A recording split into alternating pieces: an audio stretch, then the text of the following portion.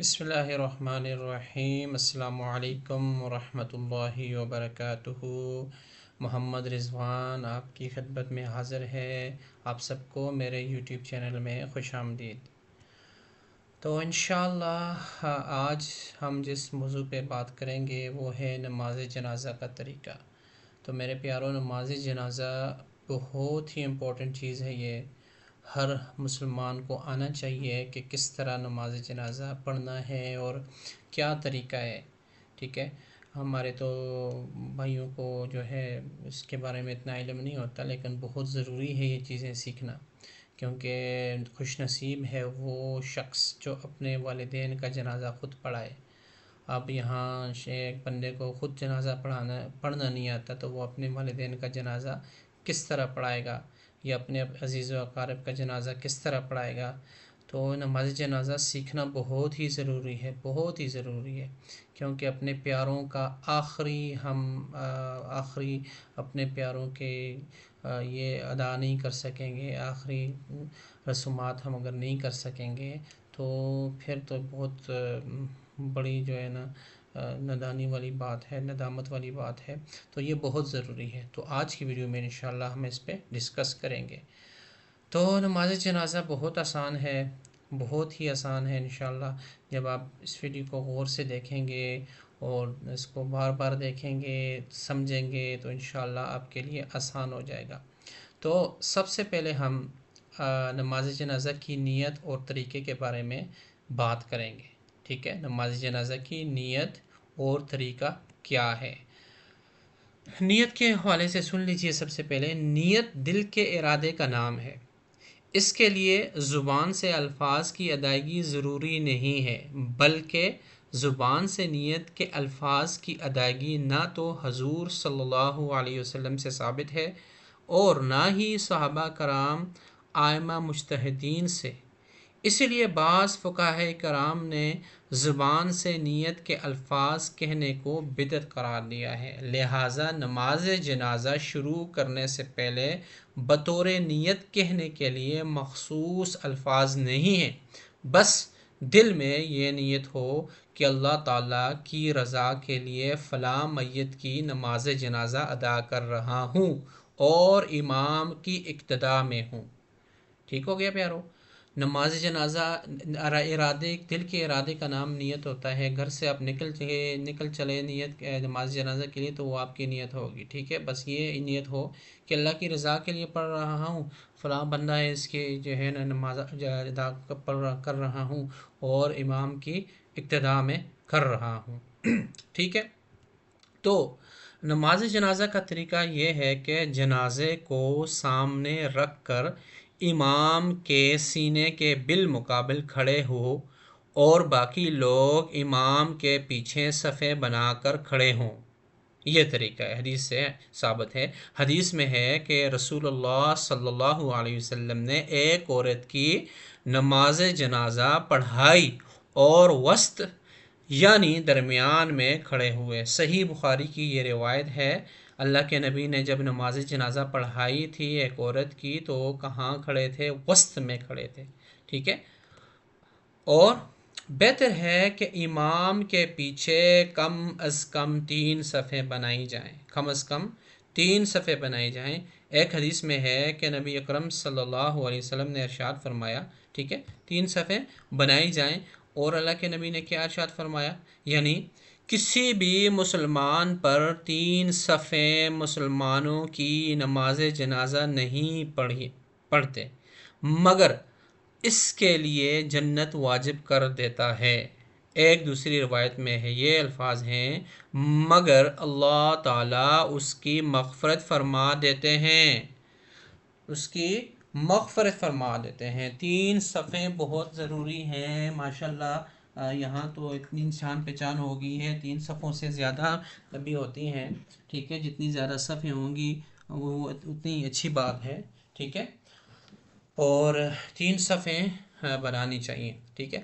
صفوں کو درست کرنے کے بعد امام 4 تکبیر کہے اور مقتدی بھی 4 تکبیر کہیں۔ اب یہ کیا بات آ گئی کہ نماز جنازہ میں کتنی تکبیرات ہیں؟ 4 تکبیرات نماز جنازہ، کتنی؟ 4.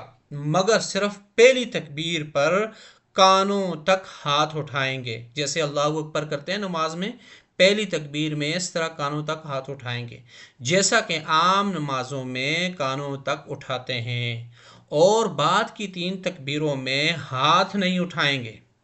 پہلی تکبیر میں صرف ہاتھ اٹھائیں گے کانوں تک، اور 3 تکبیریں جو آخر والی ہوں گی اس میں ہاتھ نہیں اٹھانا. ٹھیک ہے، یہ یاد رکھیے، لوگ بھول جاتے ہیں.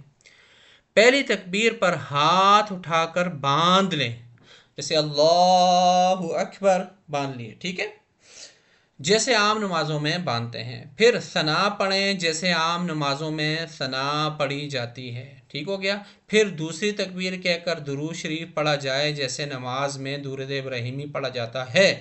پھر تیسری تکبیر کہہ کر میت کے لیے دعا کریں. اگر میت بالغ مرد یا عورت ہے تو یہ دعائیں. اب میں آپ کو بالغ مرد کے لیے بھی دعا بتاؤں گا اور بالغ عورت کی بھی دعا بتاؤں گا، بہت ضروری ہے، اس کو غور سے سنیے گا. ٹھیک ہے، دیکھیے جی، اب 4 تکبیرات کیسے ہم نے پڑھنی ہے، سامنے آپ کی ویڈیو کے اسکرین میں دیکھیں. سبحانک اللہ، یہ والا. ٹھیک ہے، سبحانک اللہم وبحمدک وتبارک اسمک وتعالی جدک وجل ثناؤک ولا الہ غیرک. ٹھیک ہے، یہ والی پڑھنی ہے. جس کو نہیں آتی وہ دوسری والی بھی پڑھ سکتا ہے. ٹھیک ہے، وجل ثناؤک ولا الہ غیرک، یہ ایڈ ہوئی ہے ایکسٹرا. پھر پڑھ رہا ہوں، سبحانک اللہم وبحمدک وتبارک اسمک وتعالی جدک وجل ثناؤک ولا الہ غیرک. اس کے بعد کیا کہنا ہے؟ اللہ اکبر. اب دوسری تکبیر دیکھیں جی. دوسری تکبیر جب اللہ اکبر کہیں گے، ہاتھ نہیں اٹھانے. ٹھیک ہے، اس کے بعد آپ کیا پڑھیں گے؟ درود ابراہیمی. اللہم صلی علی محمد وعلی آل محمد کما صلیت علی وسلمت. ٹھیک ہے، کما صلیت علی ابراہیم. اگر کسی کو یہ والا نہیں آتا تو وہ یہ والا بھی پڑھ سکتا ہے. یہ جو میں پڑھ رہا ہوں یہ نہیں آتا، دوسرا درود ابراہیمی بھی پڑھ سکتا ہے. ٹھیک ہے، کما صلیت وسلمت وبارکت ورحمت وترحمت على ابراہیم وعلى آل ابراہیم انک حمید مجید. یہ درود ابراہیمی.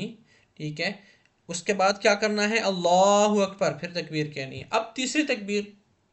اب یہ دعا جو ہے اللہم اغفر لحینا، یہ تیسری دعا، یہ کس کے لیے ہے؟ سنیں، یہ بالغ مرد اور عورت کے لیے ہے. ٹھیک ہے، اگر کوئی بالغ مرد فوت ہوئی ہے یا بالغ عورت فوت ہوئی ہے، مرد فوت ہوا ہے، بوڑھا فوت ہوا ہے، مطلب بچہ نہیں ہے یا بچی نہیں ہے، تو یہ دعا پڑھیں گے، اللہم اغفر لحینا ومیتنا وشاہدنا وغائبنا وصغیرنا وکبیرنا وذکرنا وانثانا.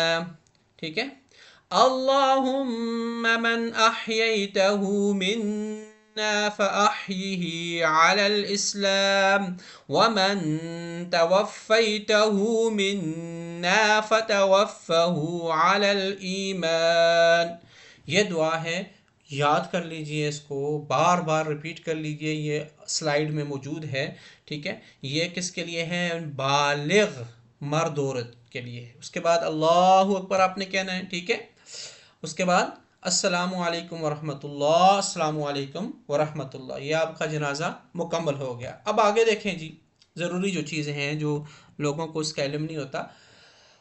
اور میت اگر نابالغ ہو تو لڑکے کے لیے یہ دعا پڑھیں. مطلب اگر کوئی نابالغ لڑکا ہے، 1 سال کا، 2 سال کا، 3 4 5 6 7 8 9 سال کا، تو کیا کریں گے؟ یہ دعا پڑھیں گے، اللہم اجعلہ لنا فرطا واجعلہ لنا اجرا وذخرا واجعلہ لنا شافعا ومشفعا.